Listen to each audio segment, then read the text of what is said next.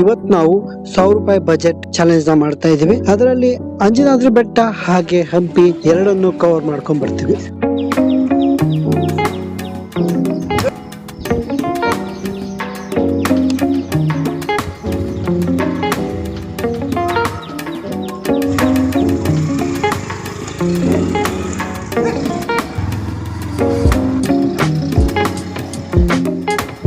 ಎಲ್ಲರಿಗೂ ನಮಸ್ಕಾರ. ಇವತ್ತಿನ ವಿಡಿಯೋಗೆ ಸುಸ್ವಾಗತ. ಇವತ್ತಿನ ವಿಡಿಯೋ ವಿಶೇಷತೆ ಏನಪ್ಪಾ ಅಂದ್ರೆ, ಇವತ್ತು ನಾವು ಅಂಜನಾದ್ರಿ ಬೆಟ್ಟಕ್ಕೆ ರೈಡ್ ಮಾಡ್ತಾ ಇದ್ದೀನಿ. ಅದರಲ್ಲೂ ಸಹ ಕೇವಲ 1,000 ರೂಪಾಯಿ ಬಜೆಟ್ ಇಟ್ಕೊಂಡು. ಹೌದು, ಇವತ್ತಿನ ವಿಡಿಯೋ ಸ್ಪೆಷಲ್ ಏನಪ್ಪಾ ಅಂದ್ರೆ 1,000 ರೂಪಾಯಿ ಬಜೆಟ್ ಚಾಲೆಂಜ್.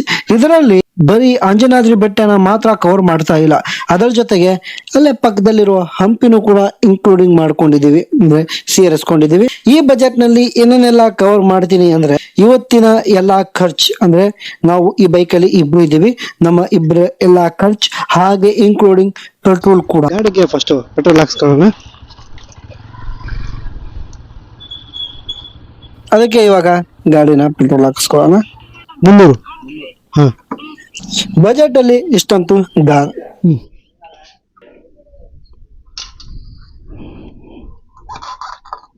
ಅಂಜನಾದ್ರಿ ದಾರಿಯಲ್ಲಿ ಆಲ್ಮೋಸ್ಟ್ ನಾವೀಗ ಹೊಸಪೇಟೆ ಹತ್ರ ಬಂದ್ವಿ. ಪಕ್ಕದಲ್ಲೇ ಇಲ್ಲೇ ನೋಡಿ ತುಂಗಾಭದ್ರಾ ನದಿ. ಈ ಟೈಮ್ ಅಲ್ಲಿ ಪ್ರತಿ ವರ್ಷ ನದಿ ನೀರು ತುಂಬಾ ತುಂಬಿರೋದು, ಬಟ್ ಆದ್ರೆ ಇವಾಗ ಮಳೆ ಕೊರತೆಯಿಂದ ನೀರು ಸರಿಯಾಗಿ ತುಂಬಿಲ್ಲ, ತುಂಬಾ ನೀರು ಕಡಿಮೆ ಇದೆ. ಇದೇ ನೋಡಿ ಹೊಸಪೇಟಿನ ಐಕಾನಿಕ್. ಅಂದ್ರೆ ಪ್ರತಿಯೊಬ್ರು ಬಂದಾಗ ಇಲ್ಲಿ ಫೋಟೋ ಅಂತೂ ತೆಗೆದು ಹಾಕ್ತಾರೆ ಟನಲ್ಗೆ. ಯಾಕಂದ್ರೆ ಇಲ್ಲಿ ಟನಲ್ ಫೋಟೋ ಹಾಕ್ತಿದ್ವಿ ಅಂದ್ರೆ ನಾವು ಹೊಸಪೇಟೆಗೆ ಬಂದಿದೀವಿ ಅಂತ ಅರ್ಥ. ಹಾಗಾಗಿ ಪ್ರತಿಯೊಬ್ರು ಇಲ್ಲಿ ಫೋಟೋನ ಹಾಕ್ತಾರೆ, ತೆಗೆದ್ರೆ. ಬೈಕ್ ಅಲ್ಲಿ ಬಂದ್ರಂತೂ ಪಕ್ಕ ಹಾಕ್ತಾರೆ. ಬಸ್ ಅಲ್ಲಿ ಬರೋರು ಬಸ್ ಅಲ್ಲಿ ನಿಂತ್ಕೊಂಡು ಟನಲ್ ವಿಡಿಯೋ ಮಾಡಿ ಸ್ಟೇಟಸ್ ಹಾಕುತ್ತಾರೆ. ಯಾಕಂದ್ರೆ ಹೊಸಪೇಟೆ ರೀಚ್ ಆದ್ವಿ ಅಂತ. ಅಷ್ಟೊಂದು ಸ್ಪೆಷಲ್ ಪ್ಲೇಸ್. ಇಲ್ಲಿಂದ ಸೀದಾ ಹೊಸಪೇಟೆ. ಇದು ನೋಡಿ ಹೊಸಪೇಟೆಗೆ ದಾರಿ. ಇದು ಒಂಥರ ಸರ್ಕಲ್ ಇದೆ. ಎಷ್ಟಿದ್ದು 360 ಡಿಗ್ರಿ ಇದೆ. ಸರ್ಕಲ್ ಫುಲ್ ತಿರುಗಿಸ್ಕೊಂಡ್ ಬರೋದ್ರೆ ಗಾಡಿನ ಮಲಗಿಸ್ಕೊಂಡೇ ಹೋಗ್ಬೋದು ಈಸಿಯಾಗಿ. ಇನ್ನು ಪೂರ್ತಿ ಮಲಗಿಸ್ಕೊಂಡು ಹೋಗ್ಬೋದು. ಕೊನೆಗೂ ಹೊಸಪೇಟೆಗೆ ಎಂಟರ್ ಆದ್ವಿ. ಹೊಸಪೇಟೆಗೆ ಎಂಟರ್ ಆಗಿದ ತಕ್ಷಣ ನಾವು ಮಾಡಿದ ಫಸ್ಟ್ ಕೆಲಸ ಏನಪ್ಪಾ ಅಂದ್ರೆ ಟಿಫಿನ್. ಹೌದು, ಟಿಫಿನ್ ಮಾಡಿರ್ಲಿಲ್ವಲ್ಲ, ಹಾಗಾಗಿ ಮೊದಲನೇದು ಟಿಫಿನ್ ಮಾಡ್ಕೊಂಡ್ವಿ. ಇಲ್ಲೂ ಕೂಡ ನಮ್ಮ ಬಜೆಟ್ ಇಂದ ಮೈನಸ್ ಆಗುತ್ತೆ.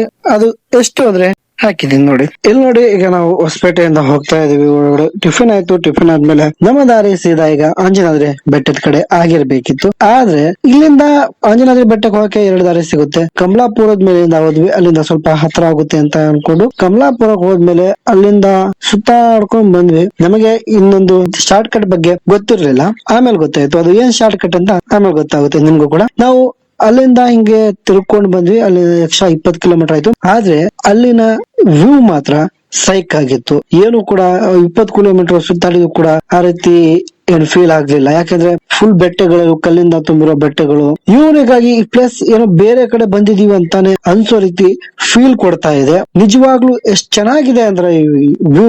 ಒಂದ್ಸಲ ಯಾರಾದ್ರೂ ಬರ್ತಿದ್ರೆ ಈ ಕಡೆಯಿಂದ ಹೋಗಿ ನೋಡಿ, ಡೆಫಿನೆಟ್ಲಿ ನಿಮ್ಗೆ ಈ ವ್ಯೂ ಇಷ್ಟ ಆಗೇ ಆಗುತ್ತೆ. ಅಷ್ಟೊಂದು ಚೆನ್ನಾಗಿದೆ ರೀ ಈ ವ್ಯೂ. ಫೈನಲಿ ಅಂಜನಾದ್ರಿ ಬೆಟ್ಟನ ತಲುಪದ್ಮೇಲೆ ಗಾಡಿನ ಪಾರ್ಕ್ ಮಾಡ್ಕೊಂಡ್ವಿ. ಅಂಜನಾದ್ರಿ ಬೆಟ್ಟಕ್ಕೆ ಎಂಟ್ರಿ ಆಗಿದ ತಕ್ಷಣ ನಾವು ಮೇಲ್ಗಡೆ ಹೋದ್ವಿ. ನೋಡಿ ಇವತ್ತು ಎಷ್ಟು ಕ್ರೌಡ್ ಇದೆ ಅಂದ್ರೆ ನಿಜವಾಗ್ಲೂ ಒಂದು ಮಿನಿ ಜಾತ್ರೆ ರೀತಿ ಇದೆ. ಮಿನಿ ಯಾಕೆ, ದೊಡ್ಡ ಜಾತ್ರೆ ರೀತಿನೇ ಇದೆ. ಯಾಕೆ ಅಂದ್ರೆ ಇವತ್ತು ಶನಿವಾರ ಯಾವಾಗ್ಲೂ ಕೂಡ ಇಲ್ಲಿ ಇದೇ ರೀತಿ ರಶ್ ಇರುತ್ತೆ ಅಂತೆ. ನೋಡಿ ಜನ ಎಷ್ಟಿದ್ದಾರೆ ಅಂತ. ಕರ್ನಾಟಕ ವಿಜಯನಗರ ಜಿಲ್ಲೆಯ ಹಂಪಿ ಪ್ರದೇಶದ ಸಮೀಪದಲ್ಲಿರುವ ಪ್ರಸಿದ್ಧ ಧಾರ್ಮಿಕ ಮತ್ತು ಪ್ರವಾಸಿ ತಾಣ ಆಗಿದೆ. ಹೌದು, ಬಟ್ ಆದ್ರೆ ಇದು ಕೊಪ್ಪಳ ಡಿಸ್ಟಿಕ್ ಅಲ್ಲಿ ಬರುತ್ತೆ.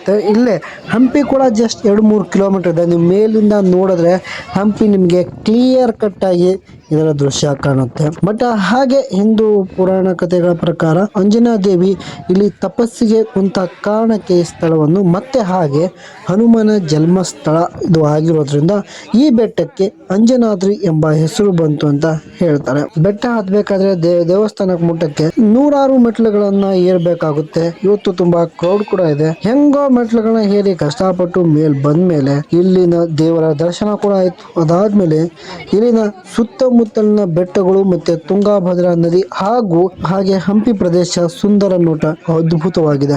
ಬೆಳಗ್ಗೆ ಮತ್ತು ಸಾಯಂಕಾಲ ಇಲ್ಲಿ ವಾತಾವರಣ ತಂಪಾಗಿ ಸುಂದರವಾಗಿ, ವಿಶೇಷವಾಗಿ ಶನಿವಾರ ಮತ್ತು ಭಾನುವಾರ ಹಬ್ಬದ ದಿನಗಳ ರೀತಿ ಭಕ್ತರು ಹಾಗೂ ಪ್ರವಾಸಿಗಳ ಸಂಖ್ಯೆ ಹೆಚ್ಚಿರುತ್ತೆ. ನೀವು ನೋಡ್ತಿರ್ಬೋದು. ಅದೇ ರೀತಿ ಇವತ್ತು ನಾವು ಶನಿವಾರ, ಹೌದು, ಯಾವ ರೇಂಜಿಗೆ ಕ್ರೌಡ್ ಇದೆ ಅಂದ್ರೆ ಇಲ್ಲಿ ಆಲ್ಮೋಸ್ಟ್ ಈ ಗೇಟ್ ನ ಕ್ಲೋಸ್ ಮಾಡಲ್ಲ ಬೇರೆ ದಿನ ಬಂದ್ರೆ. ಇವತ್ತು ಶನಿವಾರ ಆಗಿರೋದ್ರಿಂದ ಇಲ್ಲಿ ಬರೀ ಎಂಟ್ರಿ ಮಾತ್ರ ಕೊಡ್ತಾರೆ, ಎಕ್ಸಿಟ್ ಇನ್ನೊಂದ್ ಕಡೆಯಿಂದ ಆಗ್ಬೇಕು.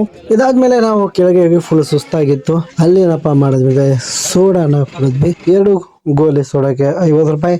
ನಮ್ಮ ಬ್ಯಾಲೆನ್ಸ್ ಇಂದ ಟುಶು. ನಮ್ಮ ಬ್ಯಾಲೆನ್ಸ್ ಈಗ ಎಷ್ಟು ಉಳಿದಿದೆ. ಈಗ ನಾವು ಇಲ್ಲಿಂದ ಹಂಪಿಗೆ ಹೋಗ್ತೀವಿ. ಹಂಪಿಗೆ ಹೆಂಗ್ ಹೋಗ್ತೀವಿ ಅಂದ್ರೆ ನಾವು ಬಂದಂತ ರೂಟಿಗೆ ಹೋಗಲ್ಲ. ಆನೆಗುಂಡಿ ಅಂತ ಒಂದು ಗ್ರಾಮ ಇದೆ, ಇಲ್ಲಿ ಹತ್ರದಲ್ಲೇ ಇದೆ ಆ ಗ್ರಾಮ. ಆ ಗ್ರಾಮಕ್ಕೆ ಹೋಗಿ ಒಳಗಡೆ ಹೋದ್ರೆ ತುಂಗಾಭದ್ರಾ ನದಿ ದಾಟದ್ರೇನೆ ಹಂಪಿ. ನಾವು ಕೂಡ ನದಿ ದಾಟಿ ಆ ಕಡೆ ಹೋಗೋಣ. ಅಲ್ಲಿ ಬೋಟ್ ಇಂದ ಕರ್ಕೊಂಡು ಹೋಗ್ತಾರೆ. ಇಲ್ಲಿಗೆ ಬಂದ್ವಿ, ಇದೇ ಬೋಟು. ಗಾಡಿ ಮತ್ತೆ ಇಬ್ಬರ ಲೆಕ್ಕ ಹಾಕೊಂಡ್ರು ಕೂಡ 60 ರೂಪಾಯಿ ತಗೊಂಡ್ರು. ಇಲ್ಲಿ ನೋಡಿ ನದಿಯಲ್ಲಿ ಬೋಟ್ ಹೋಗ್ತಿರುವಂತ ವ್ಯೂ ತುಂಬಾನೇ ಚೆನ್ನಾಗಿದೆ. ಯಾರಾದ್ರೂ ಗಾಡಿಯಲ್ಲಿ ಬರ್ತಿದ್ದೀರಾ ಅಂದ್ರೆ ದಯವಿಟ್ಟು ಇದನ್ನು ಕೂಡ ಒಂದ್ಸಲ ಎಕ್ಸ್ಪೀರಿಯನ್ಸ್ ಮಾಡಿ. ನಿಜವಾಗ್ಲೂ ತುಂಬಾನೇ ಚೆನ್ನಾಗಿದೆ, ಹಾಗೆ ಯೂನಿಕ್ ಎಕ್ಸ್ಪೀರಿಯನ್ಸ್ ಕೂಡ. ಒಂದ್ಸಲ ಬರ್ಬೇಕಾದ್ರೆ ಆ ಕಡೆಯಿಂದ ಬನ್ನಿ, ಆ ವ್ಯೂ ನ ನೋಡ್ಕೊಳ್ಳಿ, ಮತ್ತೆ ಈ ಕಡೆಯಿಂದ ಹೋಗಿ. ಯಾಕಂದ್ರೆ ನಿಮ್ಮ ಟೈಮ್ ಕೂಡ ತುಂಬಾ ಉಳಿಯುತ್ತೆ. ಹಾಗೆ ಆ ಕಡೆ ಹೋಗೋ ಪೆಟ್ರೋಲ್ ದುಡ್ಡಲ್ಲೇ ಈ ಕಡೆ ಬೇಗ ಹೋಗ್ಬಿಡ್ತೀರಾ. ಜಸ್ಟ್ ಈ ಕಡೆ ಬಂದ್ರೆ ವಿಜಯನಗರ ಡಿಸ್ಟ್ರಿಕ್ಟ್ ಹೊಳೆ ದಾಟಿದ್ರೆ ಹಂಪಿಗೆ ನಾವು ಎಂಟರ್ ಆದ್ವಿ. ಇದೇ ಹಂಪಿ ನೋಡಿ ಎಷ್ಟು ಚೆನ್ನಾಗಿದೆ. ಇಲ್ಲೂ ಕೂಡ ವ್ಯೂ ಮಾತ್ರ ಸೈಕ್ ಆಗಿದೆ. ಇಲ್ಲಿರುವಂತ ಎಲ್ಲಾ ದೇವಾಲಯಗಳು ಒಂದೊಂದು ಸಪರೇಟ್ ಇತಿಹಾಸನೇ ಹೊಂದಿದೆ. ನಾನು ಅದನ್ನೆಲ್ಲ ಎಕ್ಸ್ಪ್ಲೈನ್ ಮಾಡ್ಕೊಂತ ಕುಂತ್ರೆ ಈ ವಿಡಿಯೋ ತುಂಬಾನೇ ಲಾಂಗ್ ಆಗುತ್ತೆ. ಸೊ ಹಾಗೆ ಬೇಡ, ಅದಕ್ಕೆ ಅಂತಾನೆ ಒಂದಿನ ಬರೋಣ. ಸೊ ಇವಾಗಿನ ನಮ್ಮ ವಿಡಿಯೋ ಕಾನ್ಸೆಪ್ಟ್ ಕೇವಲ ಚಾಲೆಂಜ್ ವಿಡಿಯೋ ಮಾತ್ರ. ಸೊ ನೋಡೋಣ. ಅದ್ರ ಜೊತೆಗೂ ಕೂಡ 2 ಪ್ಲೇಸ್ ಗಳ ಬಗ್ಗೆ ಎಕ್ಸ್ಪ್ಲೇನ್ ಮಾಡ್ಬೇಕು ಅನ್ಕೊಂಡಿದ್ದೀನಿ, ಅದನ್ನ ಮಾಡಿದ್ದೀನಿ. ಒಂದು ಅಂಜನಾದ್ರಿ ಬೆಟ್ಟದ್ದು ಅದು ಆಲ್ರೆಡಿ ಆಗಿದೆ. ಇನ್ನೊಂದು ವಿರೂಪಾಕ್ಷ ದೇವಾಲಯದ ಬಗ್ಗೆ. ವಿರೂಪಾಕ್ಷ ದೇವಸ್ಥಾನಕ್ಕೆ ಹತ್ರ ಬಂದಿದ ತಕ್ಷಣ ಇಲ್ಲಿ ನೋಡಿ ಕಲ್ಲಿಂದ ಕಟ್ಟಿರುವಂತಹ 2 ಅಂತಸ್ತಿನ ಗೋಪುರಗಳು ಎಷ್ಟು ಯೂನಿಕ್ ಆಗಿ ಕಟ್ಟಿದ್ದಾರೆ. ಎಲ್ಲವನ್ನ ನೋಡಿದ್ರೆ ನಿಜವಾಗ್ಲೂ ಶಾಕ್ ಆಗುತ್ತೆ. ಅವಾಗ ಕಟ್ಟಿರುವಂತಹ ಕಟ್ಟಡಗಳಾಗಿರ್ಬೋದು, ಗೋಪುರಗಳಾಗಿರ್ಬೋದು, ಇವಾಗ್ಲೂ ಕೂಡ ನಾವು ನೋಡ್ತಾ ಇದೀವಲ್ವಾ. ನಿಜವಾಗ್ಲೂ ಇದು ವಿಸ್ಮಯ ಅಂತ ಅನ್ಸುತ್ತೆ ಒಂದು ಕ್ಷಣ. ಅಷ್ಟೊಂದು ಅದ್ಭುತವಾಗಿ ಇವುಗಳನ್ನ ಕಟ್ಟಿದ್ದಾರೆ. 11-12ನೇ ಶತಮಾನದಲ್ಲಿ ಕಟ್ಟಿರುವಂತಹ ಕಟ್ಟಡಗಳು ನೋಡಿದ್ರು ಕೂಡ ಹಂಗೆ ನಿಂತಿದ್ದಾವೆ. ಏನು ಆಗದೆ ಇಷ್ಟೊಂದು ವರ್ಷಗಳು. ಇವುಗಳನ್ನ ನೋಡಿದ್ರೆ ಅವಾಗಿನ ಇಂಜಿನಿಯರಿಂಗ್ ಯಾವ ಹಂತದಲ್ಲಿ ಇತ್ತು ಅಂತ ನಾವು ಇಮ್ಯಾಜಿನ್ ಕೂಡ ಮಾಡ್ಕೊಳಕ್ ಆಗ್ತಿಲ್ಲ. ಆ ರೀತಿ ಅವಾಗಿನ ಇಂಜಿನಿಯರಿಂಗ್ ಇತ್ತು. ನಮ್ದು ಕೂಡ ಇವಾಗಿನ ಇಂಜಿನಿಯರಿಂಗ್ ಇದೆ. ಇಂಜಿನಿಯರಿಂಗ್ ಮಾರ್ಬಲ್ ಬಳಸಿ ಮಾಡಿದ್ರು ಕೂಡ ನನಗೆ 1 ತಿಂಗಳಲ್ಲೇ ಟನಲ್ಸ್ ಬಿದ್ದು ಹೋಗ್ತಿದ್ದಾವೆ. ಅವಾಗೂ ಇವಾಗೂ ಅಜಗಜಾಂತರ ವ್ಯತ್ಯಾಸ ಇದೆ. ಇಲ್ಲಿಂದ ನಾವು ಸೀದಾ ಹೊಸಪೇಟೆಗೆ ಹೊರಟ್ವಿ. ಹೋಗುವಾಗ ದಾರಿಯಲ್ಲಿ ಕಾಫಿ ಕೂಡ ಕುಡಿದ್ವಿ. 1 ಕಾಫಿಗೆ 40 ರೂಪಾಯಿ, ಅಲ್ಲಿಗೆ 2ಕ್ಕೆ 80 ರೂಪಾಯಿ. ಬಜೆಟ್ ಎಷ್ಟು ಉಳಿತು. ಇಲ್ಲಿಂದ ನಾವು ಹೊಸಪೇಟೆಗೆ ಹೋದ್ವಿ. ಹೊಸಪೇಟೆಗೆ ಹೋದ್ಮೇಲೆ ಹೊಸಪೇಟೆಯಲ್ಲಿ ಊಟ ಮಾಡ್ಕೊಂಡ್ವಿ. ಊಟ ಬಜೆಟ್ 240 ರೂಪಾಯಿ, ಅದು ಕೂಡ ಗಾನ್. ಅದಾದ್ಮೇಲೆ ಇಲ್ಲಿಂದ ಸೀದಾ ನಮ್ಮ ಪ್ಲಾನ್ ಪ್ರಕಾರ ಊರಿಗೆ ಹೋಗ್ಬೇಕು. ಬಟ್ ಆದ್ರೆ ನಾವು ಟಿವಿ ಡ್ಯಾಮ್ ನ ನೋಡ್ಕೊಂಡು ಹೋಗೋಣ ಅಂತ ಹೋದ್ವಿ. ಅದನ್ನ ನೋಡ್ಕೊಂಡು ಸೀದಾ ಊರ್ ಕಡೆ ಹೋದ್ವಿ. ಊರಿಗೆ ಹೋಗಕ್ಕೆ ಕತ್ಲೆ ಆಗಿತ್ತು. ಸೊ ನಮ್ಮ ಗಾಡಿ ಪೆಟ್ರೋಲ್ ನ ಕೇಳ್ತಿತ್ತು. ಯಾಕಂದ್ರೆ ನಿಮ್ಗೆ ಗೊತ್ತು, ನಾವು ಕೇವಲ 300 ರೂಪಾಯಿ ಪೆಟ್ರೋಲ್ ಮಾತ್ರ ಹಾಕಿಸಿದ್ವಿ. ಬೆಳಗ್ಗೆ ಹಗರಿಬೊಮ್ಮಳ್ಳಿ ರೀಚ್ ಆದ್ವಿ. ಅದೇ ಪೆಟ್ರೋಲ್ ಹಗರಿಬೊಮ್ಮಳ್ಳಿಯಿಂದ ನಮ್ಮೂರು ಕೇವಲ 30 ಕಿಲೋಮೀಟರ್ ಇರೋದು. ಹಾಗಾಗಿ ಇಲ್ಲಿಂದ ನಾವು ಬರೇ 100 ರೂಪಾಯಿ ಪೆಟ್ರೋಲ್ ಹಾಕ್ಸಿದ್ರು ಕೂಡ ನಮ್ಮ ಊರಿಗೆ ರೀಚ್ ಆಗ್ತೀವಿ.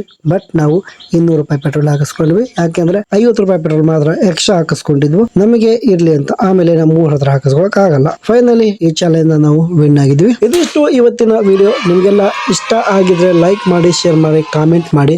ಮತ್ತೆ ಸಿಗೋಣ ಮುಂದಿನ ವಿಡಿಯೋದಲ್ಲಿ. ಅಲ್ಲಿವರೆಗೂ ಎಲ್ಲರಿಗೂ ಒಳ್ಳೇದಾಗ್ಲಿ.